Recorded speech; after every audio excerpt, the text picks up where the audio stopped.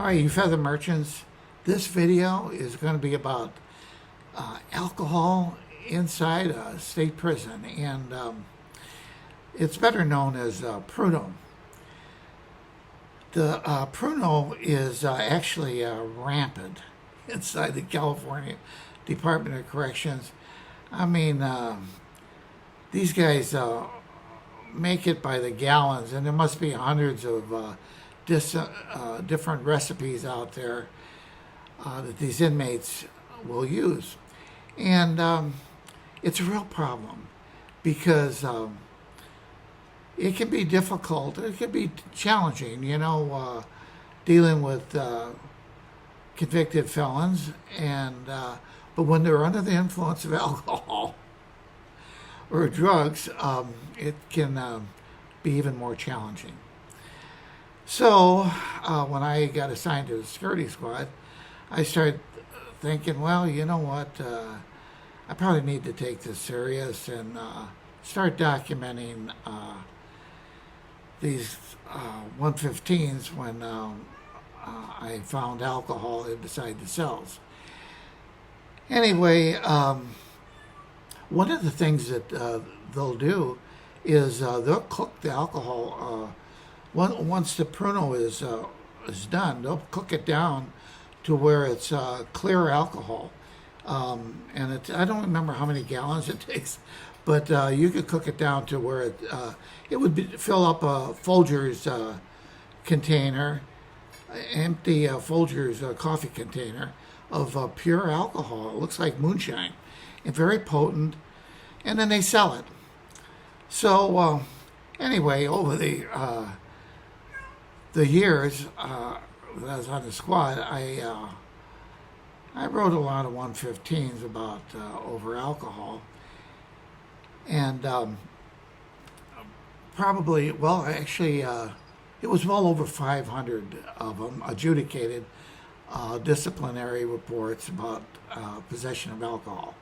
And some of these guys, you get to their cell, they'll say, hey, why don't you give me a break on this, and I'd tell them, I said, this might be a surprise to you, but it's a felony in the state of California to possess or manufacture alcohol.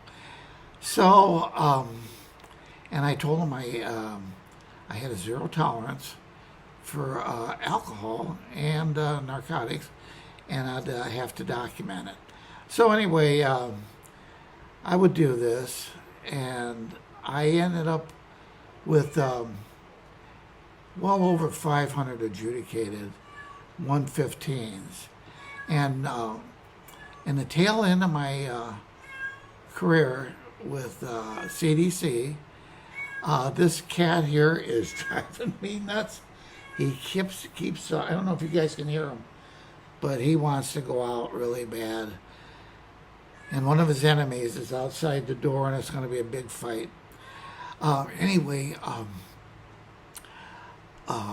my lieutenant at the time happened to be a good friend of mine because we had worked together as squad officers.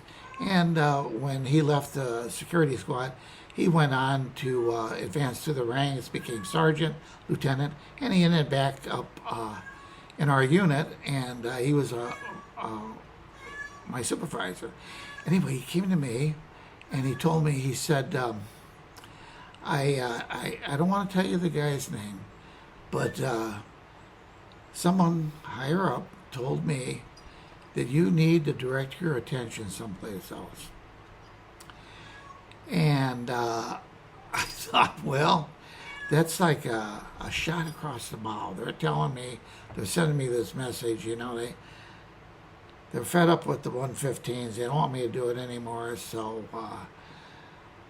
if I continue on this path, what'll happen is you could easily end up with a job change and find yourself on working first watch at the sewage plant on snorkel patrol with Tuesdays and Thursdays off.